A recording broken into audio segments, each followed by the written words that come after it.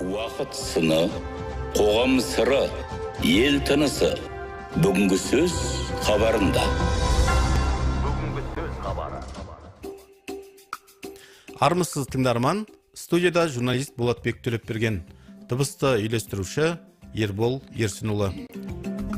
Ал бүгінгі хабарымыз жеңістің 80 жылдығына арналмақ. Студия қонағы Алматы қаласы Бостандық аудандық ардагерлер кеңесінің төрағасы, ауыл шаруашылығы ғылымдарының кандидаты Жангелді Сәденов. Студиямызға қош келдіңіз, аға. Рахмет. Жангелді Сәденұлы, алдымен биылғы жеңістің 80 жылдығына дайындық туралы айтып берсеңіз, нендей мерейтойлық шаралар атқарылмақ, қандай жұмыстар, дайындық қалай жүріп жатыр жалпы өзі? Жалпы бастамасында көпұлтты Қазақстан халқын мынау ұлы Наурыз мерекесімен құттықтағым келеді. Халқымызға бас амандық, дендеріне саулық, көпұлтты халқымыздың бір жағадан бас, бір жеңнен қол шығарып, халқымыздың татулығын, бірлігін шын жүректен тілеймін. Наурыз айында халқымызға ерекше бір жақсы қуаныштар, жақсылықтар келе беруіне шын ниетпен осындай тілегіміз бар. Ал енді биылғы жыл ерекше жыл. Президентіміздің үндеуі бойынша биылғы ең басты іс-шарамыз, ең басты мерекеміз Ұлы Отан соғысының 80 жылдығын үлкен деңгейде ұйымдастырушылықпен, бірлікпенен атап өту. Жалпы Алматы қаласы бойынша Бостандық ауданы ең үлкен аудан болып есептеледі бүгінгі күні. Ауданымызда 365 мың халық тұрады, тұрғындары бар. Солардың ішінде 52 мың ардагерлер мен зейнеткерлер. Соғыс ардагерлері 8 адам қалды, қала бойынша 19 болса, соның 8-і Бостандық ауданында. Тыл ардагерлерінің саны 1400-ге жетеді. Ленинград қоршауында болғандар 6 адам, Сталинград соғысының ардагерлері 4 адам. Солардың ішінде мынау репрессированныйлар дейміз, олар 450 мың адамға жетеді. Сондықтан Бостандық ауданының әкімшілігімен қосылып отырып, аудан ардагерлер кеңесі Ұлы Отан соғысының 80 жылдығына 80 іс-шара қабылданып, қарастырылып, сол 80 іс-шараны бүгінгі таңда өткізіп жатырмыз. Өздеріңіз білетіндей, Бостандық ауданында бүгінгі таңда 11 жоғарғы оқу орны бар, 61 орта білім беру мектептері бар, 10 шақты колледждер бар. Ең басты біздің міндетіміз, жаңағы айтып кеткендей, 80 іс-шарамыз осы Ұлы Отан соғысының жеңісіне бағышталған. Сол 80 іс-шарамыздың бүгінгі таңда 50-ге жақын іс-шарамыз сол орта білім беру мектептерінде, жоғарғы оқу орындарында, колледждерде сол өткізіліп, солармен жастармен кездесу бүгінгі таңда жалғасын тауып отыр. Сондықтан бұл Ұлы Отан соғысы ардагерлерінің құрметіне бізде көп іс-шаралар қарастырылған. Өздеріңіз білесіздер, үкіметтің де шешімі бар, Ұлы Отан соғысы ардагерлеріне ерекше көңіл бөліп, оларға әртүрлі жағдайда көмек беріп, денсаулық сақтау орындары, оқу бөлімдері, басқа да ауданымыздың кәсіпорындары мен қоғамдық ұйымдар ерекше көңіл болып, олардың өздерінің тұрақты жерлеріне барып кездесулер өткізіп жатырмыз. Ал енді Бостандық ауданы ардагерлер кеңесінде бізде 4-10 шақты тұрақты комиссиялар құрылған. Олардың ең бастысы Ұлы Отан соғысы және тыл ардагерлерімен жұмыс комиссиясы. Осы комиссияның ерекшелігі сол, Ұлы Отан соғысына қатысушылардың тұрақты орындарына барып, тыл ардагерлерімен кездесу ерекше деңгейде өтіп жатқанын атап өту керек. Ал енді Ұлы Отан соғысы ардагерлерінің жас шамасына тоқталатын болсақ, ең тұрақты үлкен жасы 101, ең жасы 99-ға келіп отыр. Биыл 3 Ұлы Отан соғысының ардагері 100 жасқа келеді. Ал тыл ардагерлерінің ішінде 105-ге жақын тыл ардагерлері бар. Олардың 6-ы 100-ден асқан азаматтарымыз, 106-ға келген бір қарт қариямыз бар аудан бойынша. Осы кісілердің әлеуметтік жағдайларын ескере отырып, Ұлы Отан соғысы мерекесінің қарсаңында әртүрлі шаралардың ішінде әлеуметтік көмек ретінде комиссия құрылып, сол тыл ардагерлері мен Ұлы Отан соғысы ардагерлеріне ерекше көңіл бөліп, әлеуметтік көмек ретінде іс-шараларымыздың ең бастысы материалдық көмек беру. Енді Жангелді Сәденұлы, Алматы қаласы бойынша ең үлкен аудан, жаңа өзіңіз айтып кеттіңіз, Бостандық ауданында 90-нан 100 жастан асқан, тіпті 105 жастағы екінші дүниежүзілік соғыс ардагері мен тыл ардагерлері бар екенін айттыңыз, иә? Енді осы кісілерге қандай құрмет көрсетілмек? Оның ішінде жаңағы материалдық көмек дейді айтамыз ғой. Материалдық көмек болғанда ең бірінші әлеуметтік мәселесіне тоқталатын болсақ, олардың тұрмыс жағдайын қарастырып, өздерінің сұраулары бойынша үйлерінің жөндеу жұмыстары, не болмаса басқа да көмек керек болатын болса, тұрған аулаларына, қоршауларына көмек беріп, соларды жөндеп, жаңадан қарастырып, орналастырып, сондай жұмыстарға көмек беріп отырмыз. Одан басқа да түрлі тегін әлеуметтік көмектер қарастырылған. Оның ішінде тегін дәрі-дәрмектер бар. Сосын әлеуметтік жағынан қарастырғанда тегін басқа да өздерінің сұраулары бойынша іс-шараларды біз қарастырып, әкімшілік тарапынан, аудан ардагерлері тарапынан конкретно соларға бір көмек беру жағдай қарастырылған, соны көмек беріп отырмыз. Ал енді тыл ардагерлеріне қарастыратын болсақ, тыл ардагерлеріне тоже жағдайларына қарай, жетім жесірлерге қарай, жалғыз ілікті адамдар болса, олардың да әлеуметтік мәселелерін тексеріп, жан-жақты жөндеулер жұмысы болса үй ішіне, немесе аулаларына, не болмаса сондай тегін тамақ беру, не болмаса тегін әлеуметтік техникалық жағдайлары керек азаматтарға, соларға да көмек беру жағдайы қарастырылған. Ол үшін қаржы жағдайы да бізге қарастырылған. Сондықтан біз Ұлы Отан соғысы мерекесі қарсаңында осы кісілерге тұрақты түрде комиссиялардың шешімімен әрбір өздерінің тұрып жатқан мекемелеріне барып, осы әлеуметтік сыйлықтарымызды беруге біз дайындық жасап, бүгінгі таңда дайын отырмыз.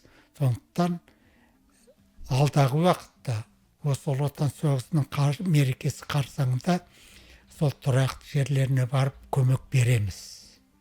Қаржы жағынан да, басқа да бір материалдық жағынан да, не болмаса жөндеу жұмыстары жағдайы болса да, соларға біз дайынбыз көмек беруге.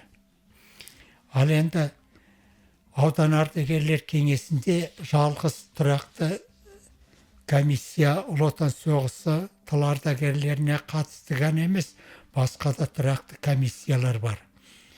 Тұрақты комиссияларымыз ұйымдастыру және методикалық комиссиямыз бар. Жастарға рухани патриоттық тәрбие беру комиссиясы, әлеуметтік және демеушілермен жұмыс беру комиссиясы, медицина және денсаулық сақтау комиссиясы, мәдениет ұлтаралық қатынастар бойынша байланыс комиссиясы, демалыс мәдени шараларды ұйымдастыру және спорт комиссиясы, саяси қуғын сүргін құрбандары мәселе бойынша комиссиясы, сосын мына белгілі ескерткіштеріміз бар, қоғам қайраткерлерінің ескерткіштерін қорғау комиссиялары ұйымдастырылған.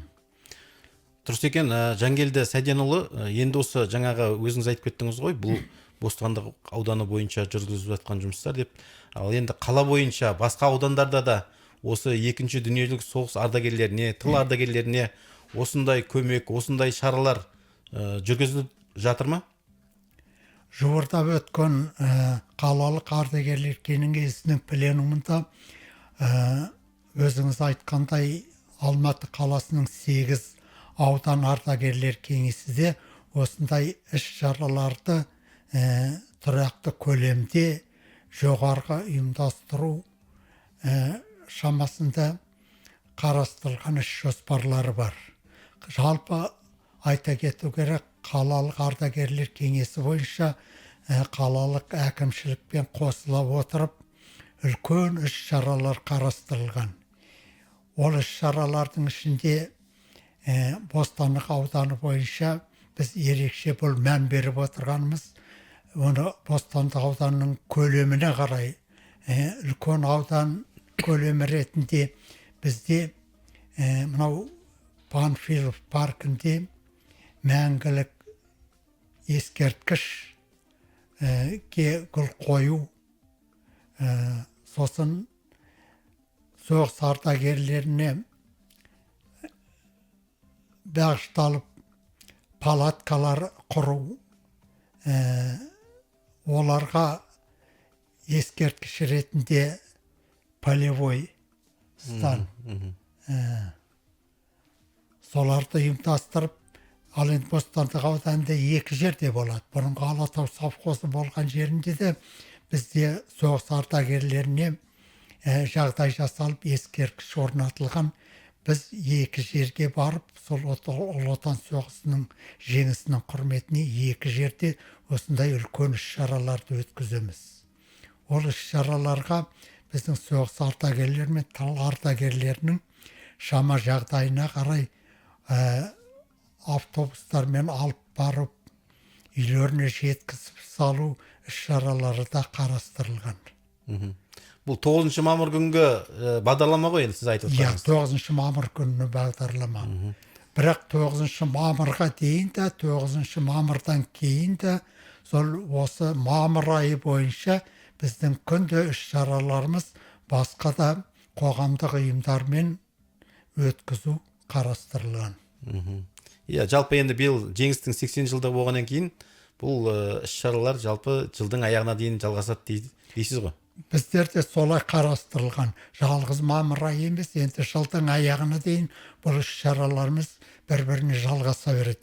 Ең бірінші іс-шараларымыздың басты біздің алдымызға қойған бір мақсатымыз мынау жастарға рухани тәрбие беру.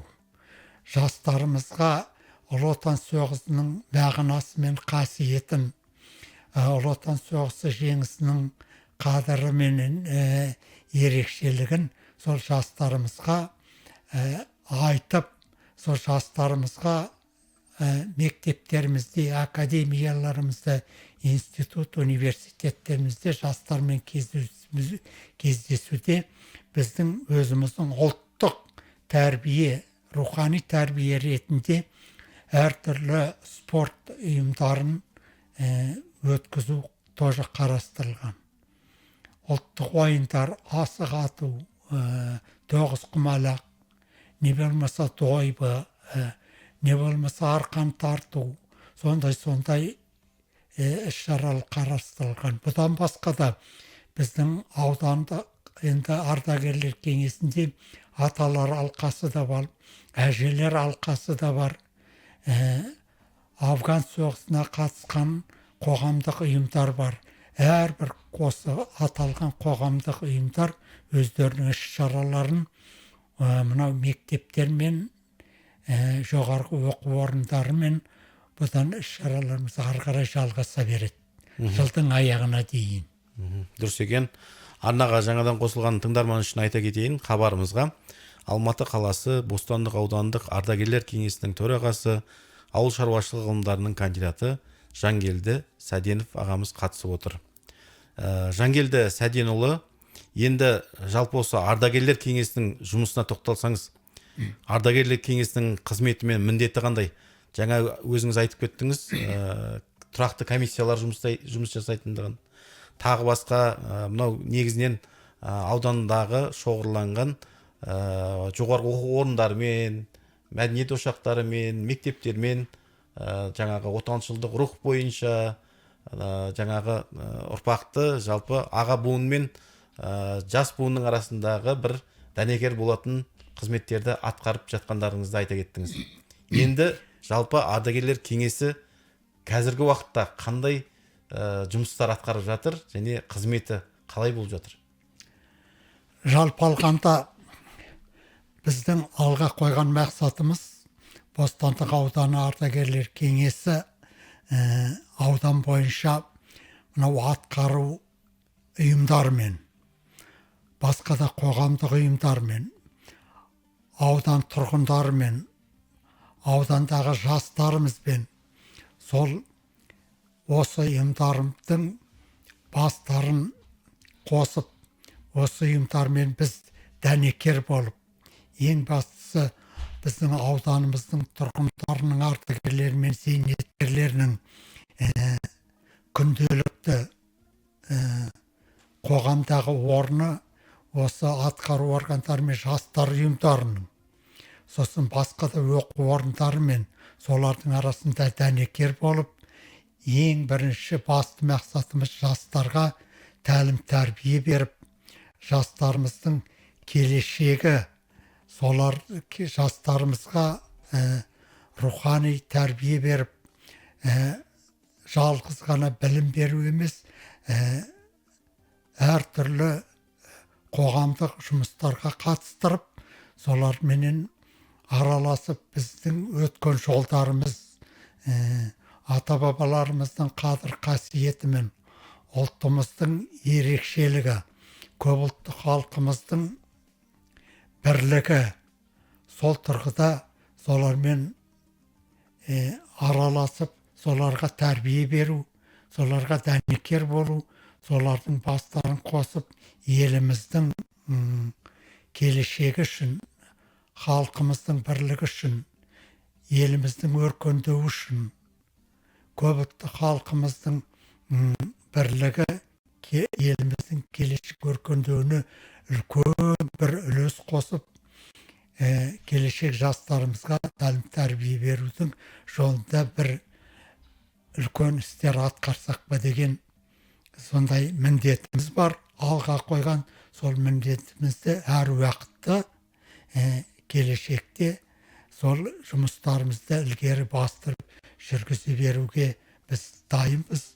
Сол бағдарда жұмыс істеп жатырмыз. Жандос Абдоллаұлы, Жандос Жангелді Сәденұлы, жалпы аудан ардагерлерінің, ардагерлер кеңесінің жұмысына ықыласы қалай, қоғам жұмысына белсенділігі қандай, осы жөнінде айта кетсеңіз? Бүгінгі таңда енді заманның ағымына қарай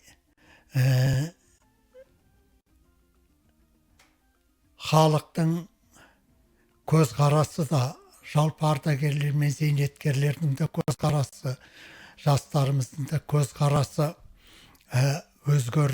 өзгеріп отырады ғой. Бұл енді тарихи, бұл заңды тұрғыда қаралатын мәселе. Сондықтан бүгінгі таңда біздің аудан ардагерлер, жалпы Алматы қаласының ардагерлері еліміздің келешегі үшін мемлекетіміздің саясаты қолдау ретінде экономикалық, әлеуметтік өркендеу жолында соларды қолдау ретінде расында да шын ниеттермен, шын жүректермен атсалысып отыр деп айтуға болады. Енді барлық халық осылай атсалысып еліміздің келешегін ойлап отыр деп, конечно, айтуға әлі ертерек сияқты, дегенмен негізгі халық ауданның негізгі тұрғындар, негізгі ардагерлер мен зейнеткерлеріміз еліміздің саясатын бір ауыздан қолдайтынына мен кәміл сенемін. Сондықтан жалпы ардагерлеріміз бен зейнеткерлеріміз еліміздің өркендеуіне үлкен үлес қосып отырғаны сол, олар қоғамдық жұмысқа атсалысып, өздерінің шама шарқысына қарай, дендерінің саулығына қарай, келешек ұрпағымызға тәрбие тәлім беруде атсалысып отыр деп айтуға болады. Ал енді әрине мемлекетіміздің басшысы президентіміздің үндеуінде жаңа Қазақстан, әділетті Қазақстан деп тұрғыда көп жұмыстар атқарылып жатқаны бәрімізге белгілі. Мемлекетіміздің алға қойған саясаты, экономикалық, әлеуметтік саясаты өркендеу жолында біздер атсалысып, осы Қазақстанның келешегі үшін, көпұлтты халқымыздың келешегі үшін көркеюіне атсалысып, әр уақытта соларменен еңбекте болсын, саяси қоғам болсын, или қоғамдық жұмыстарда болсын, атсалысып ілгерілуіне біз әр уақытта дайынбыз. Қолымыздан келгенше күш жігерімізді, білімімізді саламыз. Дұрыс екен. Енді осы жалпы бір үлкен атаулы мерекелер болады ғой жалпы. Өткенде мысалға Наурыз мерекесі деген сияқты. Осындай мерекелерді қалай атқарып жатсыздар? Оған ардагерлердің тартылуы, келуі, қатысуы қалай болып жатыр жалпы өзі?